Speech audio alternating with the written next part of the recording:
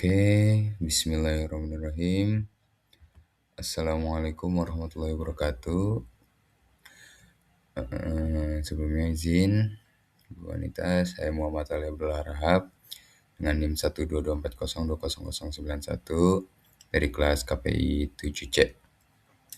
Sini untuk menjelaskan terkait analisis program siaran radio ataupun audio yang saya lakukan untuk tugas UAS ini.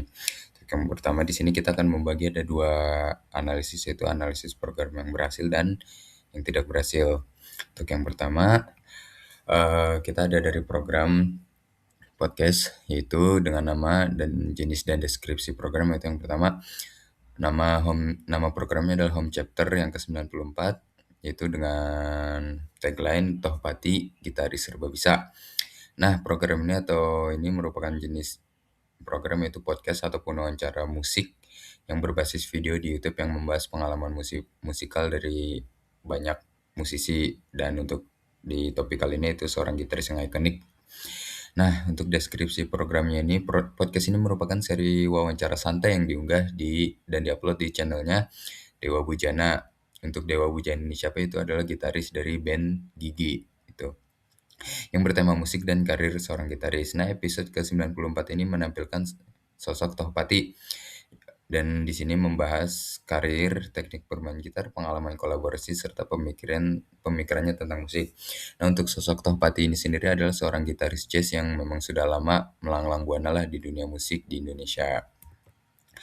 Untuk tujuan, target, dan juga target pendengar dari podcast ini, untuk tujuan sendiri itu yang pertama memberikan wawasan tentang dunia musik, khususnya di instrumen gitar dari perspektif seorang musisi profesional.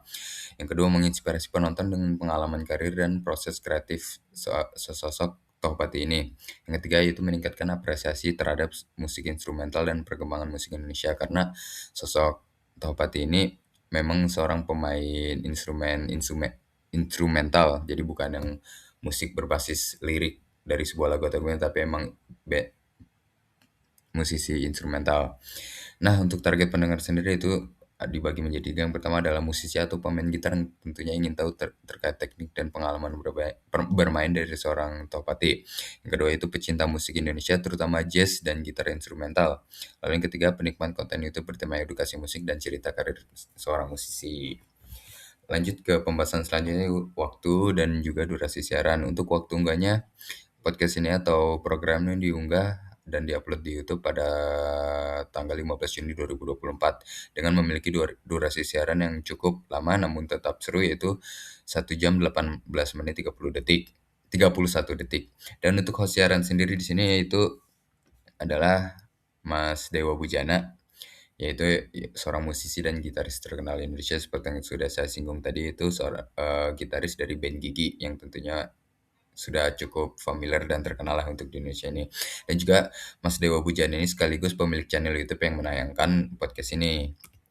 Nah, untuk pemilihan tema atau materinya di sini, tema yang diangkat ini berfokus pada Tohpati sebagai gitaris yang serba bisa, dan juga membahasnya dengan pembahasan materi yang pertama awal mulai bermain gitar, pendekatan tekniknya dan karya-karya musiknya, kolaborasinya dengan musisi-musisi lain, dan juga filosofi bermusik dan proses kreatifnya di dunia musik.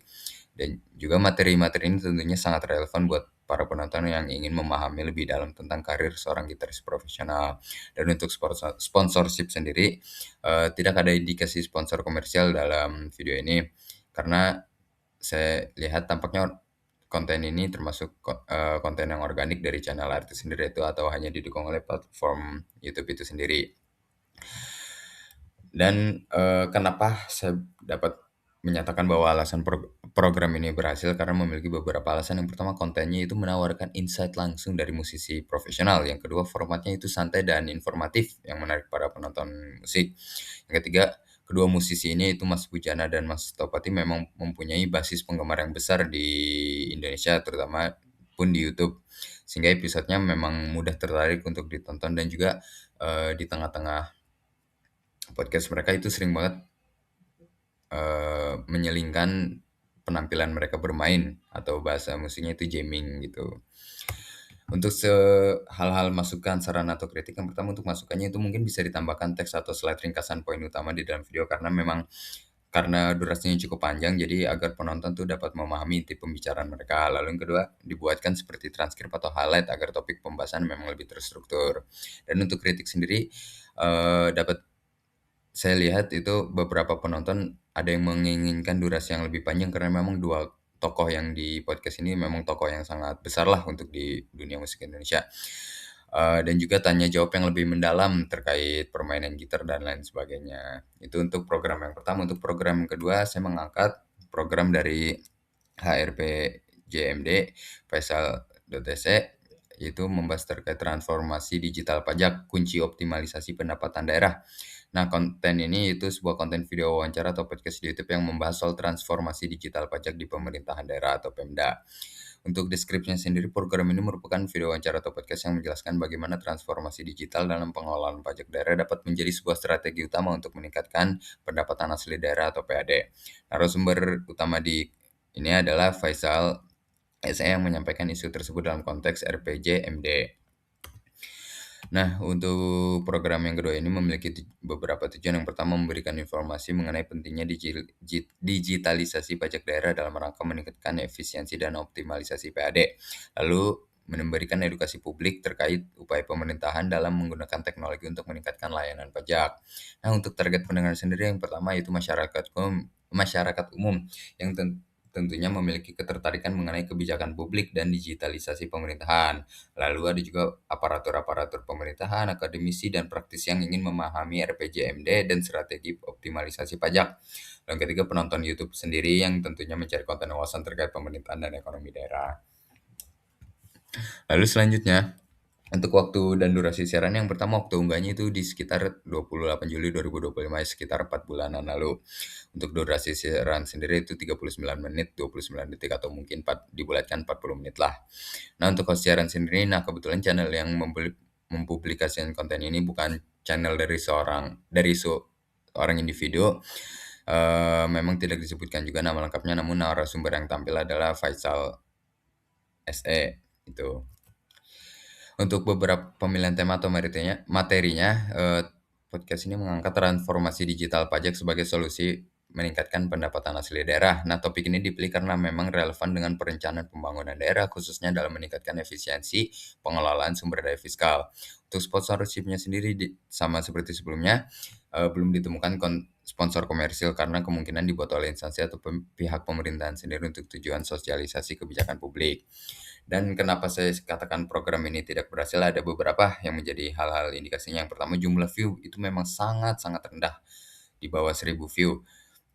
Eee, Lalu minim engagement seperti likes atau komentar juga sangat-sangat rendah dalam algoritma YouTube yang mungkin lebih banyak tentunya dalam beberapa podcast lain.